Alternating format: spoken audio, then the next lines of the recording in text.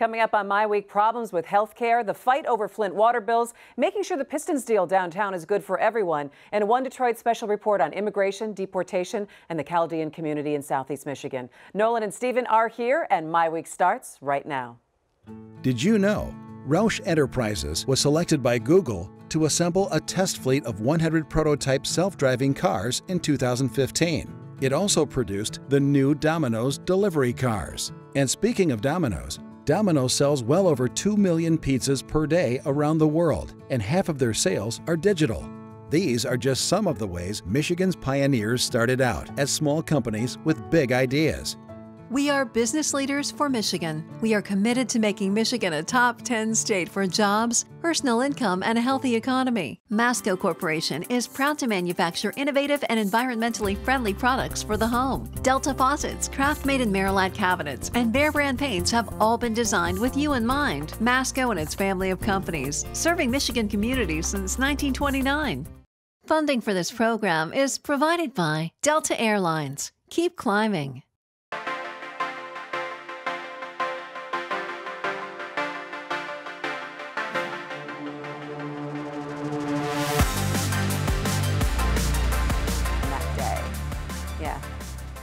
Hi there, and thanks so much for joining us for My Week. I'm Christy McDonald. We have a lot to get to this week, so let's bring in our My Week contributors. Nolan Finley of the Detroit News, Stephen Henderson of the Detroit Free Press. Hey guys, how are you? Good. How are you? It's good to see you.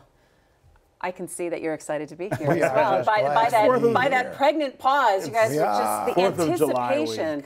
I was up all night listening to Yahoos blow off fireworks. So. Is that are you kind of Nolan, kind of the get off my front lawn kind of guy with fireworks? I am. I sure am. Why? You want them to change the regulation? I think it's crazy. They're selling these huge explosives. These are mortars, basically. They're selling. These are not fireworks. Yeah. Come on, they're just sparklers, Stephen. They're just sparklers. And they keep you up all night. Oh.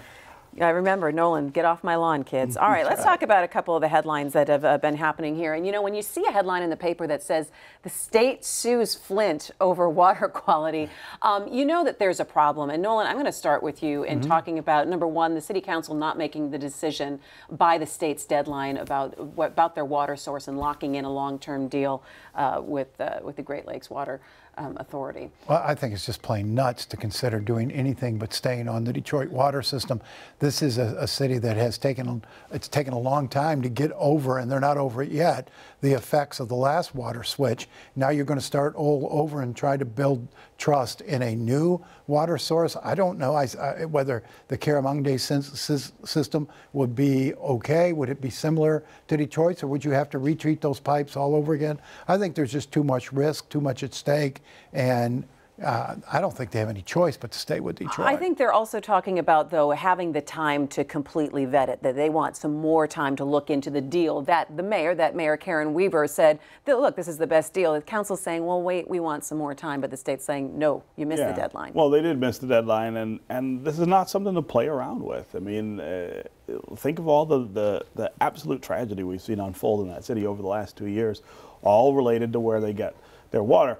This all dates back a really long way, though. And Flint was like the other customers on Detroit Water for many years, saying, we think we pay too much for this. We don't think we get the service we want. That led them to the whole Caramonde venture in the first place, and then led them to think they could save money on water. The truth is that the Detroit water system, for all its problems, is the best choice for everybody in Southeast Michigan.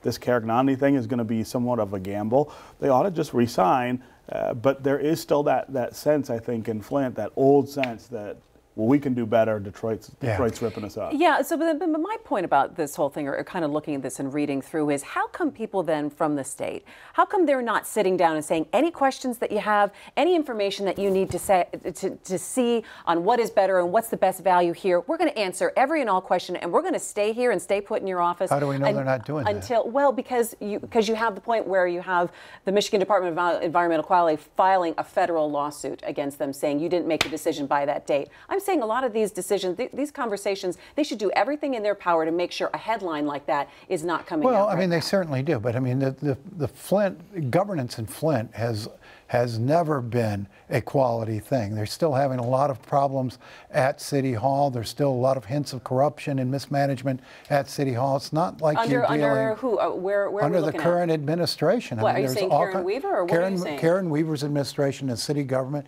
is still having a whole lot of problems. They're having trouble managing this big influx of money coming in. This is not a first-rate city government yet. They still got troubles, and I'm not sure what the state did or didn't do, but you know, I agree. They shouldn't have, you want to avoid a lawsuit, but this one may not have been avoidable. And also, we're looking at tax liens right now. The state saying, look, you're going to have to start turning off people's water. You're going to have to starting to collect on some back bills there. And the mayor's saying, look, we need to still freeze on this. Well, I think it's too early to start taking people's houses for tax liens and things like that. I mean, look, this is a city that's just getting up off its back and maybe is now on its knees.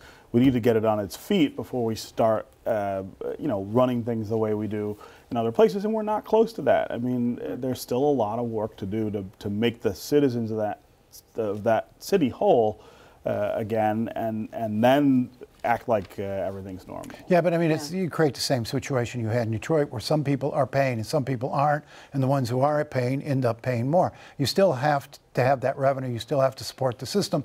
The people are using the water. They may not be able to drink it, but they are getting the free bottled water and what have you. They're using the water for other things. You have to pay your bills. And this notion now that we don't have to pay our bills is going to lead to further financial problems for the city. They just keep digging themselves in deeper.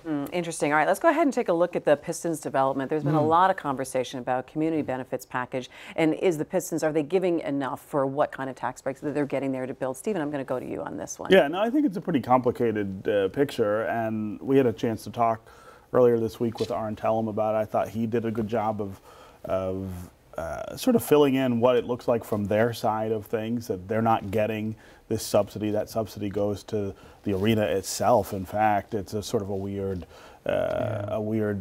deal. I think the bigger picture, though, is this question about who benefits from what development, and I think we answer that pretty poorly in this community. I think we still buy into the idea that downtown development can sort of self-contain itself in terms of financing and benefits, and that eventually, someday, it will reach people out in the neighborhoods. I think we have to rethink that and start talking about ways that we make sure there are explicit benefits for other parts of the city that are still waiting for investment or catalyst.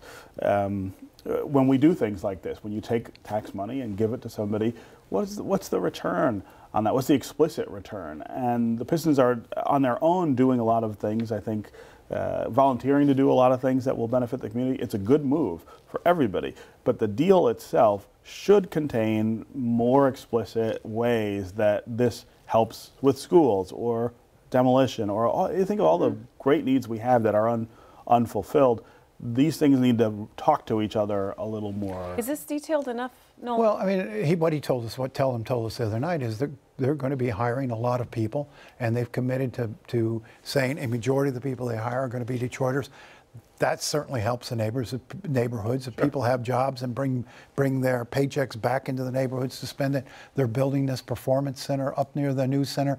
They've committed to a huge amount of investment in Detroit, and that benefits people from start to finish. And you know, I think that's the way they're looking at it. And you know, we don't know yet what the spin-off benefit is going to be of this whole district project, but it looks like it could be enormous. This could be a true game changer for downtown Detroit. Was Councilwoman Mary Sheffield looking at saying maybe some of the revenue from the Pistons players, or the tax revenue, should be put in a separate pot that would just go specifically outside of downtown? Right. She's trying to pass an ordinance that would take their income tax revenue, which is pretty considerable. I think it's like $9 million a year, and use that explicitly in neighborhoods. And I think that's the kind of thinking that we need to get to, is let's not just wait for it to work. There's a certain burden of proof, I think, that we have to meet with people in neighborhoods that have been left out of so much that has gone on so far, to really show,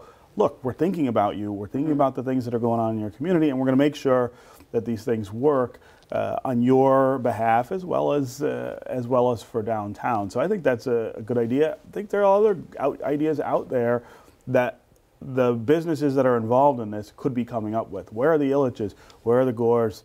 Where are the Fords? Thinking about how can we make these things speak to each other a little more directly. If you put $9 million into the city treasury, I mean, the bulk of that, regardless, is going to be sent in the neighborhoods. That's where most of the budget goes, to providing services. I don't know that you need to carve out this fund and sit it here. $9 million, $9 million. It's going to benefit people throughout the city, and that's the way downtown development and revenue it produces should work. It should benefit across the board. And, you know, I think. But you have a trust issue with people in the city. Saying, are we going to see this, right. and what way will I see this? Why not say, here's what we're doing, here's why we're doing it, and this goes directly to you. I think for a while at least we have this sort of obligation to try to demonstrate those things because it's been so nebulous. But people are smart enough to know you put that $9 million in here, and $9 million is going to come out the bottom. And the city has a tough budget and a tough challenge, and they got a management. I think it's better to just be honest and say this is a lot more money coming into the city to spend on everybody and on whatever needs we have. All right, speaking about a lot more money, just today we finally are hearing more about a potential deal for the jail in downtown Detroit with Wayne County. So Nolan, you pulled up what we just saw, the press release. Yeah, just comparing what what one side would be and what the Gilbert plan would be if they would pay for a justice system. County sent out an announcement. They got the bids from both Walsh Construction, which was the only contractor who bid on finishing the jail, and from the Gilbert organization. Walsh, just quickly, Walsh is offering to build a 1,608-bed jail for $269 million, or a 2,200-bed jail for $317 million. Rock wants to build a 2,280-bed jail, plus a criminal justice system, courthouse, juvenile facility, basically replacing all those municipal justice buildings down there at a cost of $520 million, of which the county will be responsible for 380, and they'll cover the rest.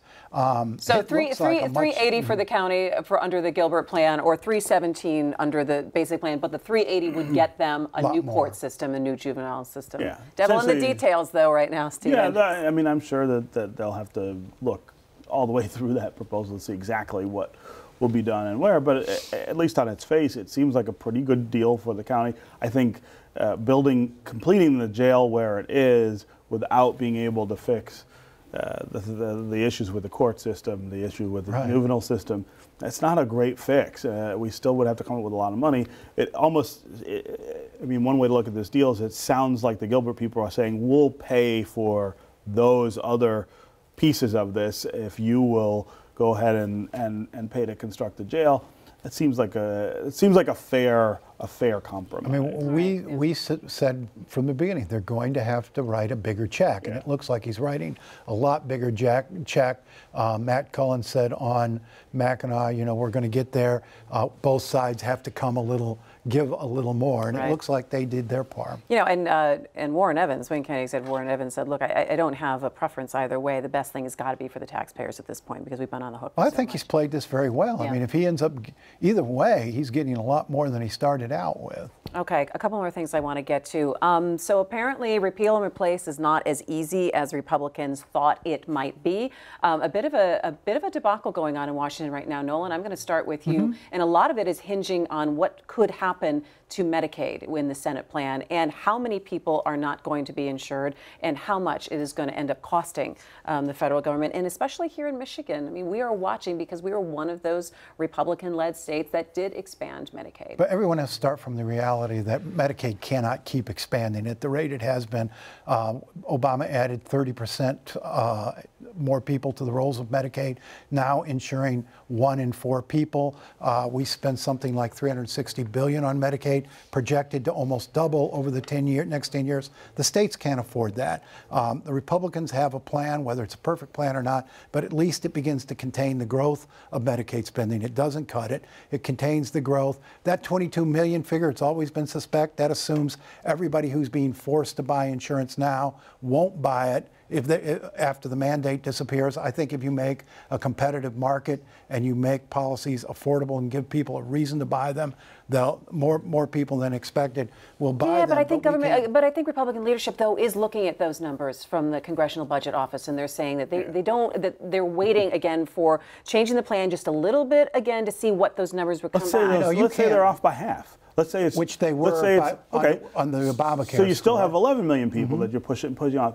So one of the things that this plan does, at least in theory, is try to fix the exchanges, which have not worked the way we thought. We thought more people would be involved in those. We thought more people would buy plans through those, and they would be more stable. They haven't been. I think the approach they're taking here might alter that, but it comes at the expense of kicking the most vulnerable people off of any health care. They're not going to be able to afford those plans. That latest plan does not kick people off Medicaid. It absolutely does. I mean, they continue Medicaid spending will grow by $100 billion over the next 5-6 years. The number that the 22 million that CBO estimates includes all of the people who will be kicked off of Medicare. And again, if Medicaid, Medicaid spending continues to grow. Right. And if you go to a block grant system and begin to contain that expansion, I mean, first of all, Medicaid's crappy insurance. And if you're going to move if you don't have anything else. There's not a study out there that says that it's improved health outcomes, Steve. It still forces people into emergency rooms. But if you have primary doctors who will not take Medicaid, but if your idea is to control costs, right? How do you control costs by letting people have no insurance and deal with Medicaid is not primary care through emergency Medicaid is not working to control costs because too many doctors now won't accept it, and that forces people into emergencies again. What Medicaid did do was preventative care. What Medicaid did do was help hospitals control uncompensated care, which everybody go talk to the folks at Ford or DMC about how much those costs have gone down. That's one of the cost containment. But that's one of the cost containment issues. It's doubled the cost for the states. It has doubled the cost. Government. Well, someone's got to pay. And so when you look at, but you look at the priority, setting priorities. Is Michigan going to spend less on schools and roads and everything else so it can continue? How about we spend less on expansion? How about we spend less on tax breaks for businesses? You could restore all those tax breaks, and it won't be enough to cover a doubling in the Medicaid program, which is now 24% of our budget. I think it's going to be too expensive. Very interesting to see how this shakes out. We're not going to see a vote probably until somewhere after the 4th of July. Never. Probably never. You think? I don't think they can. I don't think they can get. I mean, I think. You've got Republicans. Actually, I think they'll vote on it because they want the people who said they want to repeal to be able to say they voted for it and maybe and then let it fail. I don't know. That's a huge optical fail, though, if you do that. Will bring it to a vote. All right, guys, we're going to have to leave that one there. This week, a federal judge in Detroit temporarily stopped the deportation of 1,400 Iraqi nationals who were rounded up by immigration enforcement 2 weeks ago. That includes over 100 people here in the Detroit area. And many of those who have been detained are Chaldean, Christian Iraqis who fear religious persecution if they are sent back to Iraq. Thanks to court filings by the ACLU, detainees have 2 more weeks, and lawyers and advocates from the local Chaldean community have been working overtime. Here's a One Detroit closer look.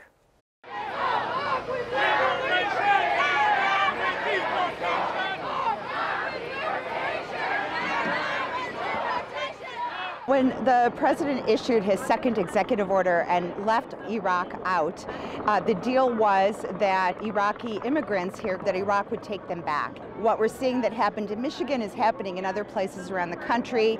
In Michigan, just last week, 114 men and women were arrested with no notice. They're now being held in detention centers in Ohio and Michigan. And today we are asking for the court to issue a temporary restraining order so that they can at least get an individualized hearing. That we cannot let the men and women that are going to be represented in that courtroom today be deported back to Iraq. What happened? He was picked up by immigration last week. Was it during the Sunday raids? It was the next day on Monday. Where was he? What happened? He was on supervision for immigration for 5 years, and they just picked him up for no reason.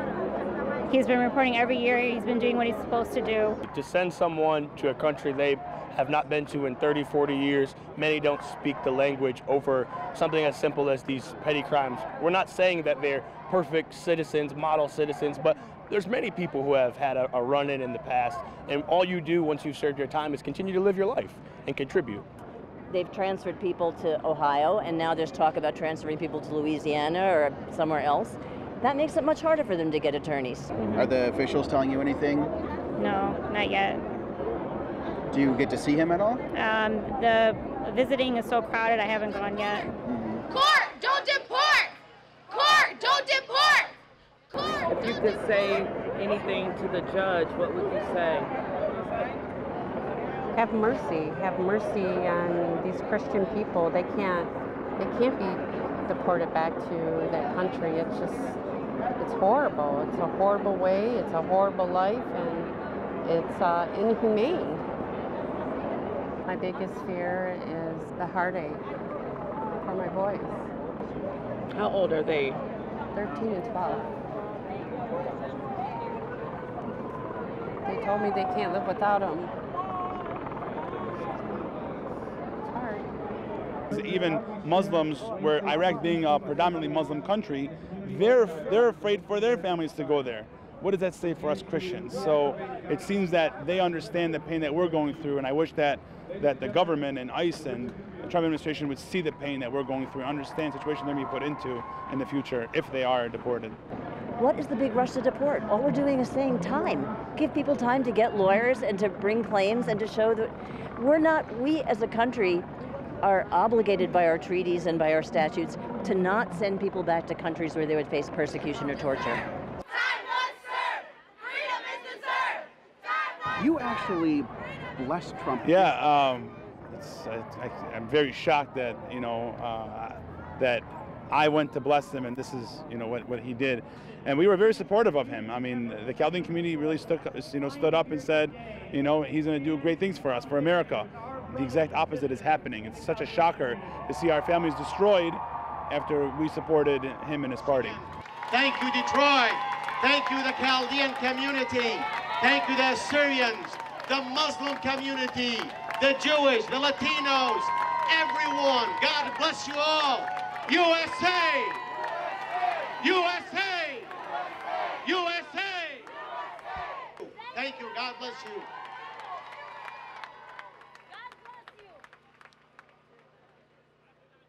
There's some pretty powerful images there. While separate cases, it really brings to mind the similarity of Maria Juarez's story that we covered. Should all criminal records, small drug offenses versus violent assault, be treated the same in terms of deportation, plus the potential consequence of sending people back to a place where they could be in danger, and really seeing these stories play out? Nolan, I'm going to start with you and what your response is. Well, I believe in the concept of if you're here as a guest and you commit a crime, you should be asked to leave. I mean, that's an abuse of the hospitality. But in this case, these people, we had a deal, an implicit bargain with these folks. The ones who committed crimes and went to prison, served their time, we let them out of prison and let them stay here. Now, in some cases, that's 20, 25, 30 years ago. Now, all of a sudden, we're going to say, deal's off, you're going to go back. I mean, they did what was asked of them for the most part. Most of these people had criminal offenses, yes, but they weren't deported at the time. That would have been the time to deport them, not after they've served their sentence, come out and became productive members of society. I think it's pointless. I mean, who are we protecting sending these folks back? And it's, again, talking about the larger conversation of discretion and what kind of discretion that you should be able to have in this kind of situation. Yeah, well, and compassion and empathy. I mean, these are all virtues that have surrounded immigration policy for certain people forever and have been, we failed to apply to others. And I mean, again, look at the people who are suffering under all of this stuff. They all have brown skin. Do you think that's coincidence? Is this just happenstance that these are the folks who are being targeted by this stuff? This is fundamentally about a cleansing of American immigration that this White House has embraced pretty fully out in the open, and people got to push back and say that's not what America is, and we're not going to. But these are Chaldean Christians who have become a darling in terms of the they're right. Republicans, and they're Republicans, and the president himself, when he's campaigning, say we've got to stop the persecution of Christians in the Middle East. I mean, these are people who have been embraced by the right. I don't get this policy at all. And that does lead to the bigger question of when you do send people back, or you send them back to where they had originally come from. The danger that they could potentially be in, whether you're talking about people going back to the Middle East, or you're even talking about the case of Maria Juarez. We're talking about she's going back to Mexico, into a place that she had only... She'd never really been there, right? Yeah, she was there when she was 6 months old. Yeah. So it's so incredibly complex, and every case is different. So we'll have to see what happens in these next 2 weeks if people are able to get attorneys and start going through this process. All right. And for more on our One Detroit in-depth reports, just go to our website, MiWeek.org. And that is going to do it for My Week. Thanks so much for joining us. Have a great 4th of July holiday. Make sure you come back and see us next Thursday. I'm Christy McDonald. We will see you then. Thanks, guys. Yeah.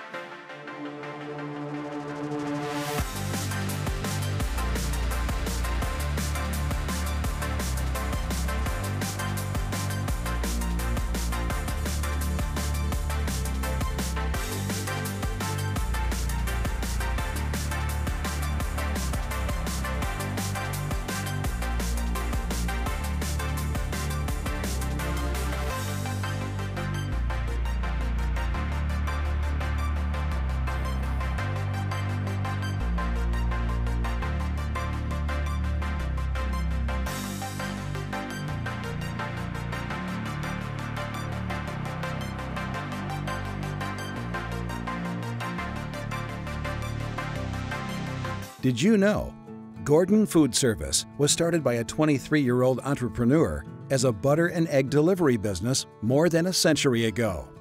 In 1948, school teacher Gerard Wendell Hayworth borrowed $10,000 from his parents to start a woodworking operation in his family's garage. It's now Hayworth Incorporated. These are just some of the ways Michigan's pioneers started out as small companies with big ideas.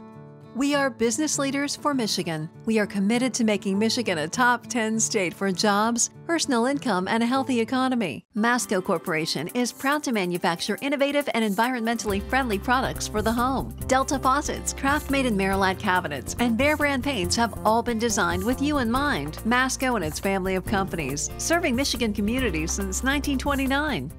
Funding for this program is provided by Delta Airlines. Keep climbing.